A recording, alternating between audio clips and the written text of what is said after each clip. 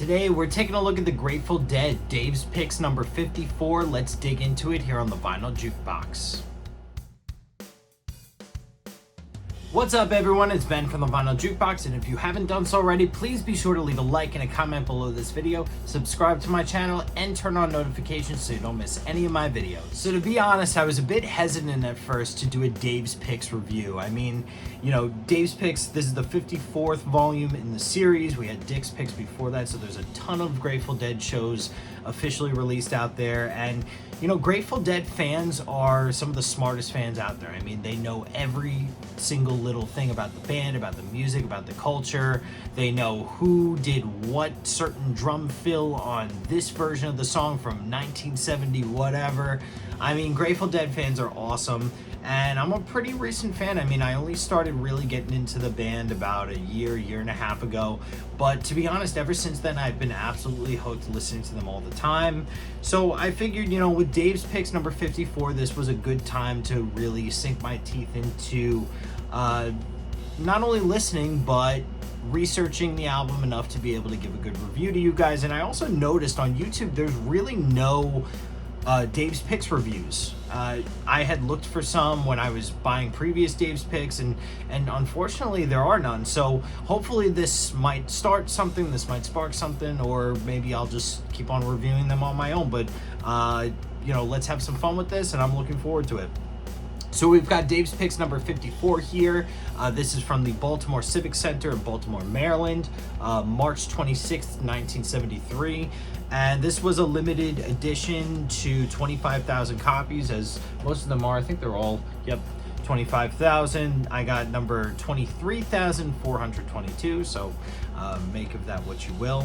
But this is just an awesome set, and that's part of the reason why I decided to splurge and get this set. I mean, it's just got a great set list. We'll dive into that in a little bit, but first I wanted to just take a look at the packaging. You know, on the front cover we have this Baltimore crab underwater scene going on with the dancing bears. On the inside we have some newspaper clippings, so really cool, relevant to the gig. And then inside they continue with that underwater theme, and the packaging on these Dave's Picks CDs is just always impeccable. We have another newspaper clipping there, and then I'll show behind, you know, one of the CDs, and the CDs are blue, so really cool. But behind the CDs you have this like kind of underwater landscape, so they really did a great job with this one, as they do with every Dave's Picks release, I have to say. But what was really cool about this one, and I'll show you guys in a second, was they were able to find a lot of archival photographs from that actual show. I remember hearing a story that they put out some sort of post or letter or something to Grateful Dead fans asking if anybody had any pictures or anything, and one guy had a ton of pictures from this show, and so they used a bunch of them for the Dave's Picks. Some of the Dave's Picks you get don't end up having many pictures, but this one has a bunch, so really good stuff. And of course we have an essay in here from Dave Lemieux, the Grateful Dead archivist.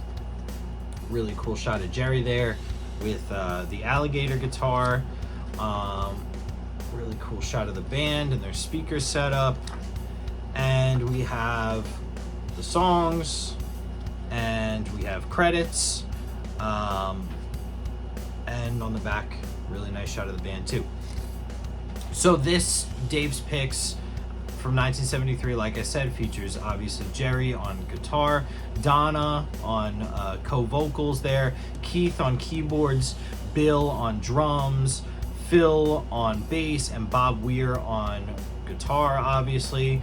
Mickey Hart was not with them at this point, so they were just going with one drummer for this show, so kind of interesting for their sound. And this one was recorded by Kid Candelario.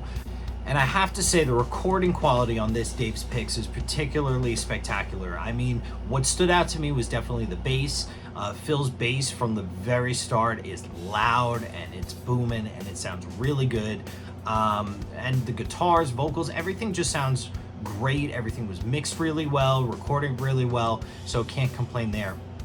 Some more information about this release. So this was their second tour of 1973, and unfortunately this had come right after Pigpen had passed on March 8th of 1973. So this show was very shortly after. I mean, they didn't really waste much time in getting the group together to keep on performing for their tours.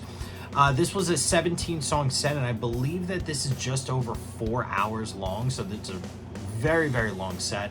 I remember in Dave Lemieux's Lakeside Chats or Oceanside Chats, yeah, that he had mentioned that this is one of the longest Grateful Dead shows ever, so really cool on that. The second set on this recording had the rock DJ Wolfman Jack introducing the band again. The band sounds really tight overall. I have to say, all the songs go exactly where you want them to go. I mean, all the jams head exactly in the right directions, I have to say, exactly where you want them to be.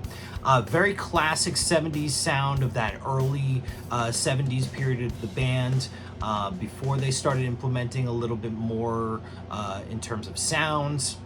So one of the things I noticed while I was listening was Donna was not as present on some of the earlier tracks, and to be honest, throughout the whole live show, she's not as present as you would expect her to be. I think that at this point, she was still kind of getting her footing in the band, so a lot of her presence is not really seen, which to some they might not think that that's too bad of a thing. But I did notice something interesting, Phil doing some of her vocal harmonies, usual vocal parts, but when she does sing though, it's very loud in the mix, it's very high in the mix. And to be honest with Donna, I mean, a lot of people like to bash Donna for this and that, for her screaming or for this and that. And to be honest, I don't really mind Donna so much when she's lower in the mix. I don't like if she's equal to Jerry in the mix. I don't like if she's loud. I certainly don't like if she's louder than Jerry in the mix. But if she's lower in the mix and doing her vocal harmonies, I really don't mind, and I think that she adds a lot to the music than just if they were to not have her there at all. Alright, so let's take a look at the track listing here. The show opens up with Promised Land, which is an expected opener for that period of the band, into a really great Mississippi half step. There's the third track here, The Race Is On, which I hadn't heard before this album, but I really like that track. Really upbeat, cool country rock kind of song. Quick pace for sure. Great in the first set for them. Then we go into A Wave That Flag. Again, awesome stuff. Jack Straw, Sugary, where Jerry sounds absolutely amazing. That's an amazing version of Sugary, one of the best I've heard, to be honest. Into a Mexicali Blues, not my favorite Grateful Dead song, but, you know, definitely of that time. Then we go into A Box of Rain. Phil's vocals sound very, very strong on that one, so really great there. Into A Row Jimmy, Beat It On Down the Line, which was one of my favorites from the album for sure. The vocals between Bobby and Donna sound fantastic. I think that their dynamic on that song is just incredible. Into A Brown Eyed Women, again, just an incredible version of that one. Into an El Paso, again, not really one of my favorites that they did at that time, but you know, fitting that it would be in this set list for sure. And then we go into a really great China Rider, China Cat Sunflower jam into I Know You Rider, and just sounds incredible. I wish that they could have jammed on China Cat Sunflower a little longer. I was really digging the jam that they had for that one, but they go right into an I Know You Rider, so good stuff there. Disc 2 opens up with It Looks Like Rain, Don't Ease Me In, and then the first set closes with a great version of Playing in the Band, a really long jam on that one. Then we go into our second set. Like I said, Wolfman Jack introduces the band. Into A Ramble on Rose, Big River, Here Comes Sunshine, Greatest Story Ever Told. A really powerful version of Candyman there. Me and My Uncle, probably one of my favorite versions of Me and My Uncle. Definitely a standout track for sure for me. Into a One More Saturday Night.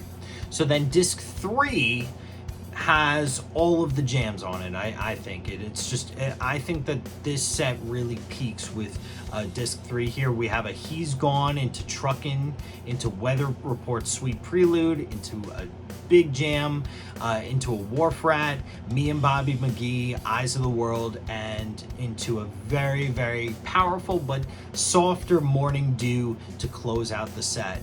And it's crazy because although this was an over 4-hour show, hearing that Morning Dew at the end, I expected a little something more. Now, like I said, I'm not at all an expert on the Grateful Dead, but I feel like it's kind of unusual for them to close out a set with Morning Dew.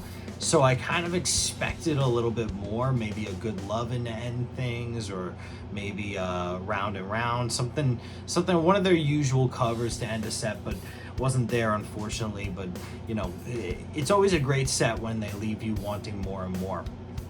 But yeah, I have to say, out of all the Dave's picks I've picked up, this is probably my favorite one. I think this has a little bit of everything for everyone. I mean, the only other two I've picked up, though, are Volume 53, which was the last one. This one was from the Riverfront Coliseum in Cincinnati, Ohio, 1976. It was a good show, but doesn't match this one, I feel. And I did pick up Volume 50. This was at the Palladium in New York City, May 3rd, 1977. Really great show. I think it was right around the time that they did the famous Cornell show too.